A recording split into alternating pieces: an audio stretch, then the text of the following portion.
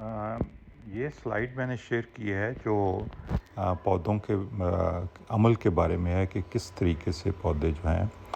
वो पानी का इस्तेमाल करते हैं अपने ट्रांसपोर्ट के लिए, यानी कि सॉइल के अंदर जो मिनरल्स और पानी का सॉल्यूशन बनता है उसको ऊपर पानी पहुंचाता है मिनरल्स को और फिर पत्तों से उड़ जाता है। और मिनरल जो हैं पौधा वो हवा से जो CO2 हासिल करता है उसको बाइफरकेट करके, यानी कि उसमें से ऑक्सीजन जो है उसको पत्तों से रिलीज़ कर देता है ताकि हम सांस लें, और जो कार्बन का पार्ट है उसको मिक्स करके